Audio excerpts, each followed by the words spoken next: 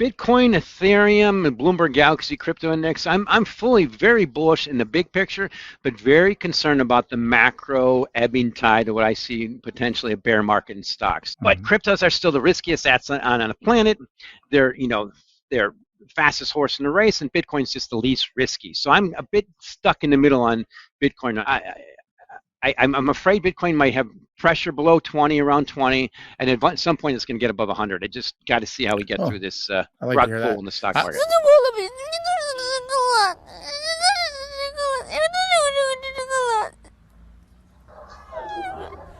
What's going on, guys? K-Dub here with another episode of Crypto Zombie. Welcome back to the channel. Hope you're having a great day today. Bitcoin continuing to consolidate, and it does look like it's attempting to put in a bit of a triangle pattern. I do think we're going to have probably some volatility coming, although, of course, it is the end of the week, so sometimes we don't do anything over the weekend, right? Other times we do get volatility, and then it usually comes back to that price anyway. But something I want to talk about today. So I've been pointing out some consistencies and confluences on the charts, but there's something else that is a major Bitcoin cycle confirmation. Now, there are still some fears, okay? There's a few things that we are worried about. One of them is on-chain, and then, of course, you do have that fear of what if, the stock market falls, because if we come over here, we could see that the S&P is attempting to break above this level. Can it actually break and hold above 4160?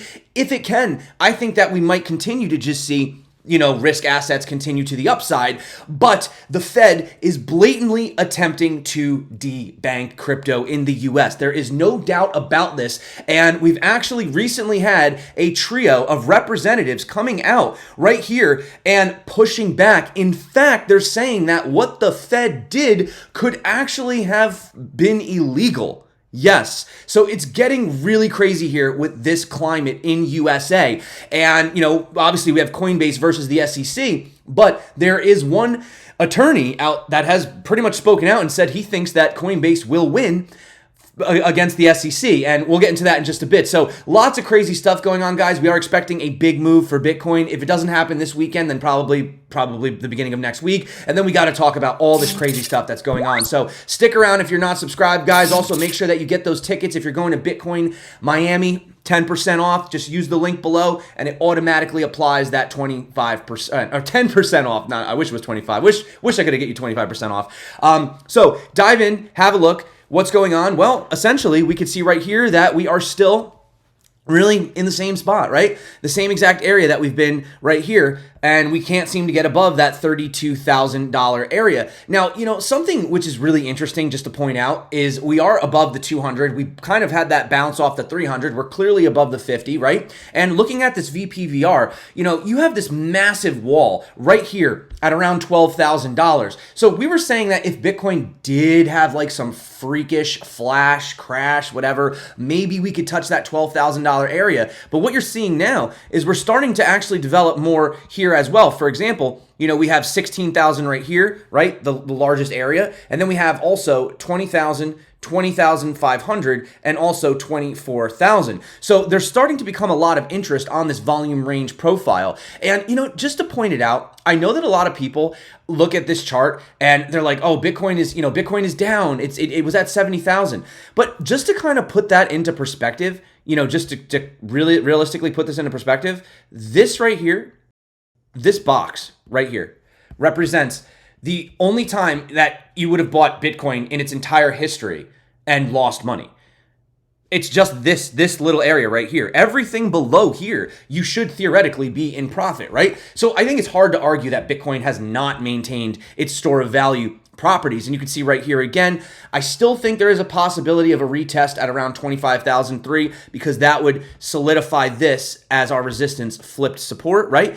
And, we could have a fake out wick to the downside, but for the most part, I still stand on that. And one thing that was interesting was, so we were talking about the EMA ribbon, and I was discussing that when we tend to, get above this, the lavender, the purple line, the 89, that usually represents, a pretty consistent uptrend, beginning of a bull market type of a move. And Stock Money Lizards just said that they were using the 100 EMA. Now, I've never used this before, but I thought it would be interesting to apply this to the chart. And look what happens when you actually put the EMA on. You'll see that the purple, see that extra blue? They almost are following each other exactly to a T. And believe it or not, zooming in, you'll notice that this actually explains a bit of the inconsistency of how we continue to fall below that 89, and we tend to find that support right there. So again, applying this, what we've seen to what's going on right now, you can see right here, we lose it, we fall below it pretty hardcore, and look at this, guys, right here,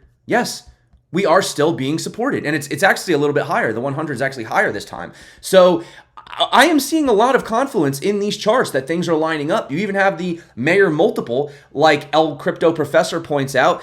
Generally when we get down to this yellow area, that tends to be the sort of support, and the fact that we've held above it for multiple weeks might be signaling that Bitcoin is ready. And just looking at our fast indicators, which you can get all of these indicators, by the way, down in the description if you're interested, it does appear that on the daily, this is, we could switch to the weekly if we want. The weekly looks like we're still attempting to go in with the money flow into the green. We got the curve on the wave edge, and on the lower time frames, you can actually see right here that you may argue that you had your anchor and your trigger wave there. Now, I would just be careful, though, that there may be a smaller divergence here, okay? So there may be like a little bit of a dip in that process, but ultimately, it still seems to me like Bitcoin should continue to the upside. Maybe we have a healthy pullback, but there's a lot of people that are saying that that's not the case. And I can show you right here that history, it doesn't repeat exactly, but it rhymes, right? So we had this channel that we were falling in, we were bouncing and bouncing. And then what did we do back here, right? As soon as we got above it, we retested it. And then, we continued at least to that mid rally, and we got supported on this trend right here. Well, what are we doing now? Or what have we done, I should say? If we come over here, look at what we're doing. Same exact thing. We were stuck in this channel, right? We came over here, we broke above it, and then look, we came down, we retested it not only once, we retested it twice, and now we're moving to the upside. So, human emotion, fear, and greed, that stuff doesn't change, right? And if you guys do want to learn how to trade, we go over this every single day. Your best advice is just to follow me, because I go over these charts every day for free. But if you want to learn specifically how to use the exchanges, watch the tutorial above and take advantage of the bonuses below. Now, this is something that was posted by Glassnode, and you could take this that maybe it's because FTX collapsed, but we saw massive decline in Bitcoin balance on pretty much all exchanges, but this is just Binance, for example. And now we've seen more Bitcoin on Binance than even before the FTX collapse. Now, this may simply be because everyone who is using FTX doesn't use them anymore. So maybe that's why there's more, because there's one big exchange that doesn't exist. True, but it's a little concerning to see this much Bitcoin on exchanges, because generally speaking, when people are sending Bitcoin to exchanges, they're looking to sell. Right? They're maybe just anticipating, we're going to have that big pop over 30K, and then I'm just going to dump everything, right? Generally speaking, when we tend to see Bitcoin leaving exchanges, that often means that they are not looking to sell, they're looking to hold. So again, having a look here at the S&P, I do think that we need to break above this level, but H.C. Wainwright, a leading New York investment bank, has notified its investors that crypto winter is finally over. Furthermore, crypto lending platforms that have been able to weather the storm will uniquely be positioned to profit from a likely future hype train. So, and then they name Coinbase as one of the major ones. Now, getting back to Mike McClone, he was over on Stansberry Research, and they were asking him his perspective on Bitcoin. He gave a very mixed sort of answer, where he said he was concerned about the economy and stocks and what it could do, but he was saying that Bitcoin has been, in a way, maybe looking like it is slowly becoming a risk-off asset, as more people tend to not trust their banks and the officials and all this other stuff. So I just want to play that full clip for you right here. Bitcoin, Ethereum, and Bloomberg Galaxy Crypto Index, I'm fully very bullish in the big picture, but very concerned about the macro ebbing tide of what I see potentially a bear market in stocks. So I view Bitcoin as global digital collateral in the world going that way, and every single risk manager on the planet, every day that goes by, they all know I have to have a piece of this. And I think what's happening lately with Bitcoin running up around almost back up to now 30,000 with the stock market breaking down, it's hitting to that inflection point that I've been waiting for a while, and I'm quite impressed that Bitcoin is going to be starting to trade more like a risk-off assets. But cryptos are still the riskiest assets on the planet. They're fastest horse in the race, and Bitcoin's just the least risky. So I'm a bit stuck in the middle on Bitcoin. On big picture, I don't see anybody who's allocating to anything about gold and more has to have some Bitcoin in that space. I fully believe what Saifedean Ahmed said in his book, The Bitcoin Standard, that central banks will eventually hold Bitcoin. But it's that near-term issue I'm worried about. If I'm right that stock market breaks down for a normal recession, it's going to pull down all risk assets. But Sure. what we're seeing lately is great. Is looking at like the bank indices breaking down and Bitcoin breaking back up. That's a cool indication of where I think we're going. People are realizing that this digital asset that when I first heard about it, I thought it was silly internet money is becoming global collateral. And I fully expect that to happen in the long term, but I'm still really worried about the ebbing tide. So I've got to lose my bearishness in the stock market and or see more what's happening where stocks break down and Bitcoin's inching higher. This divergent strength is just what I was expecting. It's just I'm still worried about a rug pull in the stock market. I mean, I fully expect a 20% drop in the S&P 500. And if I expect that, I expect crypto assets to suffer. So here's the key difference I like to point out. Bitcoin digital gold is going to do better. It should continue outperforming most. I mean, there's 23,000 cryptos, so there's way too much speculation in that space.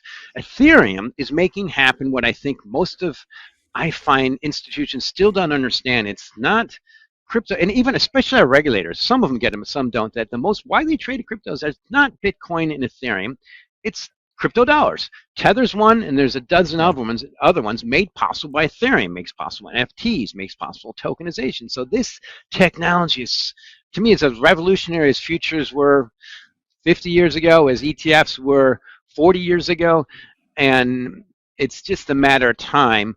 But like I said, they're so new, and you got to expect the volatility. But I'm afraid Bitcoin might have pressure below 20, around 20, and at some point it's going to get above 100. I just got to see how we get through this rug pull in the stock market. So this is where it gets crazy. So the Fed's blatant attempt to debank crypto companies is illegal. Interesting. So you have Marissa Capel with the Policy Council for Blockchain Associates saying that a recent Fed rule is the most egregious example of the banking regulators' discriminatory and unlawful efforts to shut crypto out of the banking system. This is crazy stuff, guys.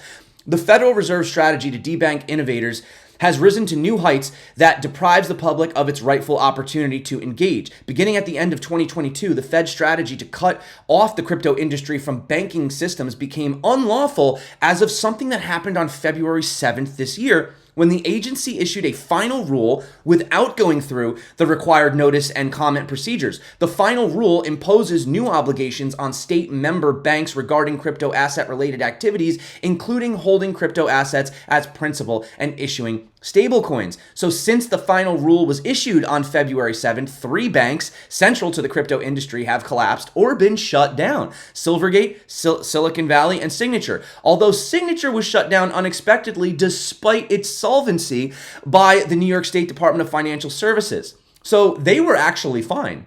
They just shut them down. There was nothing wrong with them.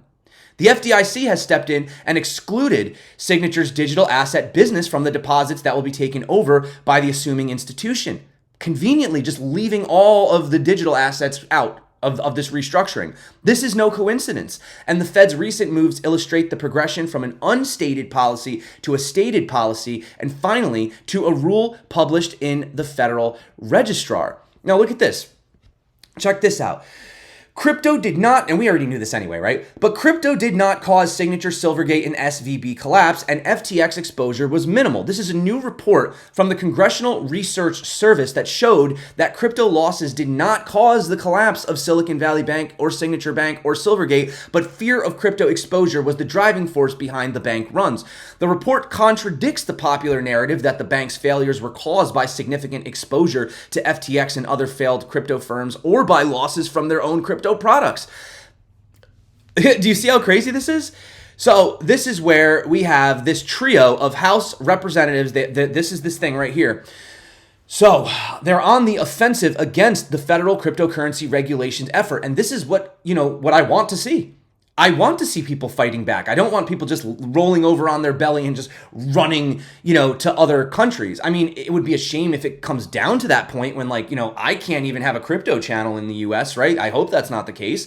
That would be terrible. That would be draconian. It would be not good, to say the least. But you can see right here, they say, so you have Patrick McHenry, Bill Huizenga and French Hill.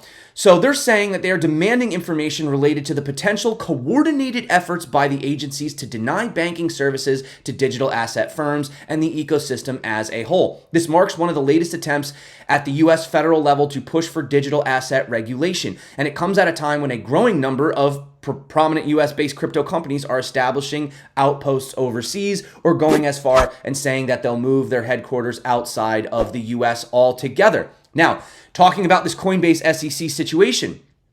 So they said that the move by the SEC to threaten legal action against the exchange for alleged violation of security laws did not make sense when the same regulator approved the Coinbase application, or the S-1 document, to sell shares to the public in April of 2021. If the SEC believed that Coinbase's core business violated security laws, it would have been required by its own mandate to prevent the S-1 from becoming effective to protect the investing public. Instead, it allowed the offering to proceed, and millions of members of public invested their savings into Coinbase. So you have attorney and XRP supporter John Deaton being optimistic that Coinbase is going to prevail in their lawsuit against the SEC. He says, "I'm predicting a win, just like I predicted early on that Grayscale would win regarding a Bitcoin spot exchange traded fund. Coinbase is on solid legal grounds over here. Over a year ago, I said that the crypto industry will win in court. The SEC does not have the law on its side, and the facts the SEC have created over the last 6 years actually puts them on the losing side." Like Jeremy Hogan pointed out, there's just no way to reconcile allowing Coinbase to sell shares of stock to the public and then turn around 2 years later and say that those sales are all unlawful. That's not investor protection. It's a regulatory rug pull. So we're on to these guys. We see what they're doing. The public is waking up, and you are seeing people in the US push back. And I think this is good. We need this, all right? Because we need the innovation in America, and we don't want it going. Actually, here's another one, just to throw this out. We don't talk about the IRS too much on this channel, but Kraken is pushing back against the IRS, arguing that the tax agency's demand for information about the company's users amount to an unjustified treasure hunt. The exchange has requested a federal court in San Francisco to intervene and ask the IRS to step back. So, pushbacks from all over. I don't want to drag this video on for too long because it's been giving me a lot of hard time with uploads, so we'll cut the video here, guys. But let me know what you guys think about this situation in the US. How are you handling it? What are you doing? You know, I'm not happy about this, and it is concerning. Now, of course, you know, you're not a criminal for holding Bitcoin, right? No one is. It's not about banning it. It's about the choke point. It's about making it so difficult, right? And, you know, slamming all these guys with fees to the point where, you know what, they just give up and say, you know what, we're a bank. We don't want to do business with crypto. We're not interested. It's just too much of a hassle for us, right? That's what they're trying to do. And what we're seeing with bills like this is they're pushing back, and they're really trying to, you know, not have US lose out on this race, because it will. And it will be a very, very unfortunate long-term decision for US to continue to doing what they're doing when I think you and I both know that this is the future. So ultimately, guys, that's it. Friendly reminder, if you are going to Bitcoin 2023 Miami, take advantage of that 10% off below. And of course, if you do want to learn how to trade, check out this tutorial popping up right here, right now. That's a decentralized exchange. Wink, wink, nod, nod. So until next time, stay crypto. And of course, peace out.